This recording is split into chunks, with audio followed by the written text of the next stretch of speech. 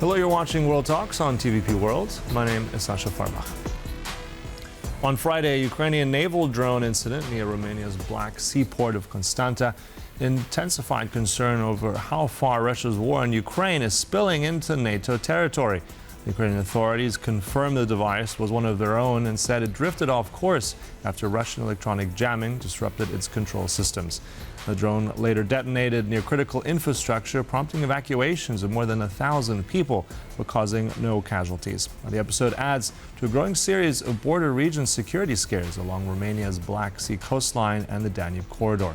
Now speak more about it with Orsolya Ráczová, analyst at Eurasia Group. Good to have you with us. Welcome. Hi, thank you for having me. Good morning. So let's talk about the situation now. I mean, it's not the first, it's the second now, I think, in less than about 10 days in Romania. So how much of a spillover is this now of this war, and what happens next? Yes, that's right. I mean, we are seeing some escalation in Romania and along the eastern flank, but I would say this is nothing yet to be too concerned about. I think that the incident that happened last week was more serious than the latest incident. Of course, the port is a concern because it's a very busy port, one of the busiest ports in Europe, definitely the busiest in Romania, and we know that this is how Romania borders Russia as well, through the Black Sea, and through this port Constanța they are also exporting and importing various items, including Ukrainian grain, so the port has been a security concern for a long time. I think that there is still a considerable level of preparedness within Romania, although there had been some concerns that this drone incident was not handled as well as, for example, last week. Last week we saw a number of reportings how the president and political parties reacted to the incident immediately, even though the response was more on the diplomatic level. But still, this time I did not see this kind of high-level political reaction.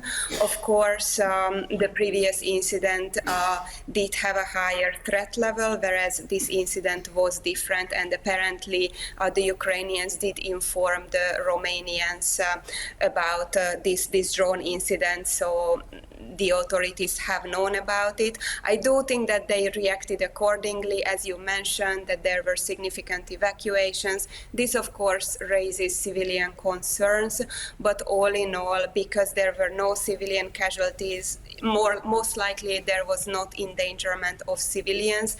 That's why I don't see this as a major escalation, but it does fit into a pattern of an increasing number of drone incidents which have not caused or resulted in serious civilian casualties, but the threat is there. And it seems like that Romania is one of the primary countries to be the target of such incidents.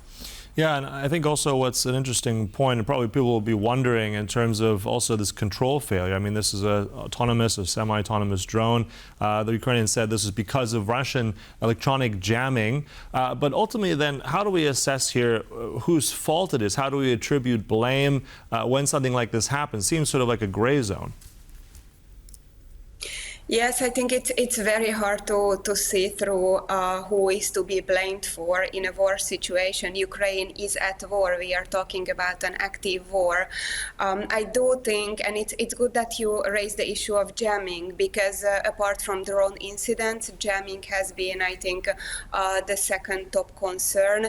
And jamming does not only impact drones, but it also impact airplanes, including civilian airplanes. I mean, we know that airplanes of high-level European officials were also targets of jamming, and most likely Russian jamming. So this is also a concern, and this jamming is, it's very likely intentional.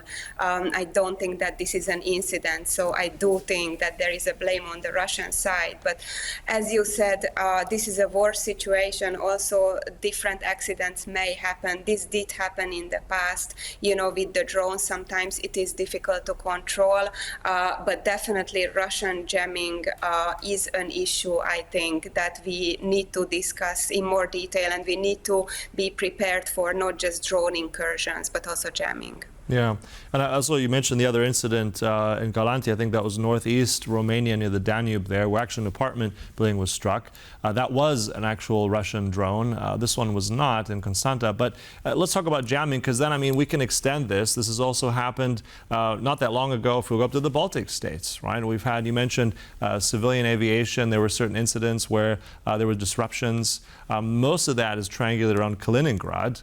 We've had those incidents also in Latvia. Do you think that this is one of those vulnerabilities, and how can NATO step up even more if we now have several of these incidents in a matter of days, really? Yes, I do think that this is now a pattern, because we have been seeing these incidents almost on a regular basis, and it's NATO's eastern flank that's impacted. And so it's not just one country, but as you say, Romania, the Baltics, and Poland.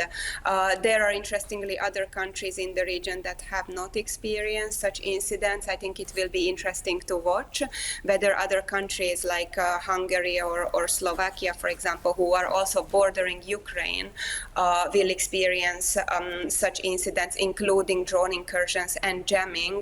And then maybe we can establish what kind of pattern we are talking about. I think that, of course, drone warfare has been one of the major focuses of the war in Ukraine, and it's not just incidents on the eastern flank that we are talking about. It's also, on the eastern front line, where drones are one of the primary concerns, because it's really hard to defend against drones, because they move very fast, and not everything can be detected. And if you can detect it, then you only have a limited time to hide or try to destroy the drone. So I think detection is definitely something that we can improve. But it's not just the first line of defense, it's also communication within NATO, command structures, eastern flank countries, but also within the countries as well. I think it's very important that the countries domestically are prepared as well. And I think Romania, as well as Poland, has proven that they have a high level of preparedness, because establishing quick communication and good communication structures is key to react, not just the technological part. But of course, what we also need to do, I think, is enhance our deterrence capabilities.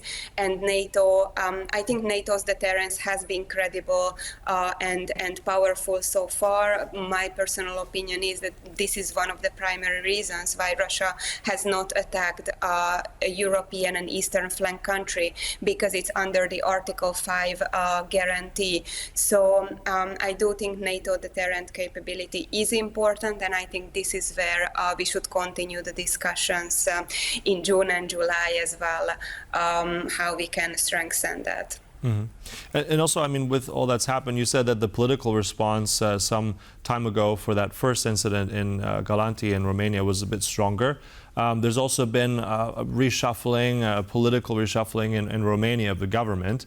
But at the same time, notwithstanding that, do you sense that there will be now something stronger? Is there something missing? Do you see that the Romanian authorities will maybe, let's say, talk more publicly to NATO? Or what do you think is now the adequate response to all of this? Yeah, Romania is in a very complicated domestic political situation. Some of us do call it as a political crisis, as we know that the prime minister and the government has been ousted. They lost a no confidence motion, so now we effectively only have a temporary government in Romania. Romania still has the same prime minister, who is acting prime minister, but of course the powers are limited here legislatively as well. And Romania is in discussion decision of setting up the new government. So while these security incidents happen in parallel, there is a very intense political debate between the political parties, as well as the president, who the president will nominate as a prime minister to form a government. We saw the first step that the president is now nominating someone to form a government, but still I think we are far from seeing a majority government to be formed. And I think this complicates everything. But I do think that the President Dan has stepped in when it was needed, especially last week with the quick reactions. Of course, we are talking about diplomatic level reactions. This is what we have been seeing as well. I think because the incident was much more serious last week, that's why the reaction was more intense and also quicker. But I think that we shouldn't forget that every incident does matter. And even though that was a different incident, that was a Russian drone, this is something that contributes to, how we assess Romania's security. And I don't think that we should get used to these kind of incursions. I do think that this is a problem. These are all security threats. And we know that drones are dangerous because of the potential fall and debris that could kill civilians. And once you have civilian casualties, which I mentioned, I think, before, then we will have a completely different discussion. So I think it's important to keep this in the media to make sure that there are proper reactions and there are consequences as well. Mm-hmm. And just also final question in terms of also the public. I mean, they'll be looking at this not just in Romania, but really across Europe. What do you think the public's, let's say, the message should be to the public at this point, and where they will be concerned? Yes, I do think that the public is increasingly concerned. Of course, in Romania, there is much more concern, and not necessarily because of this incident, but also adding to this the incident last week. So I think that the concern is rising, and if the government does not handle it well, this can have further political consequences. I mean, this is what the extremist parties can use as well to their advantage if the pro-European and centrist parties don't manage to react properly. When it comes to European concerns, but also I would maybe emphasize concerns in Central Eastern Europe, because we are on the eastern flank, we are closest to the danger. I think that this is a concern. I see different levels of concerns in different Central Eastern European countries. I mean, we saw that in Hungary, that the former Prime Minister Viktor Orban was centering his campaign around Ukraine and around the war. It did not work, which also shows that this is not a priority concern likely for Hungarian citizens. They had much bigger concerns when it came to the economy and cost of living. But I think when you look at the Baltics, there the situation is completely different, also because they are also bordering Russia, and they do have a significant Russian minority or Russian-speaking population. And I think this standstill, or the fact that we have a war going on, and it has been 4 years, and there is not much optimism at this point about a ceasefire. We know that Putin did not react well to Zelensky's open letter. I think this just adds to this kind of standstill situation. So I would say Baltics probably the highest level of concern, Romania rising along with Poland, and when it comes to Hungary and Slovakia, I think the concern is likely lower, but also because the countries have not experienced the same kind of incidents like Romania, Poland, and the Baltics have. All right, so staying vigilant, that's the operative word here. Thanks so much for that analysis. Really appreciate it. Orsolya Ráczová, analyst at Eurasia Group. Thank you. Thank you for having me. Bye. And thank you for joining us, but stay right here on TVP World for more news and commentary. Goodbye.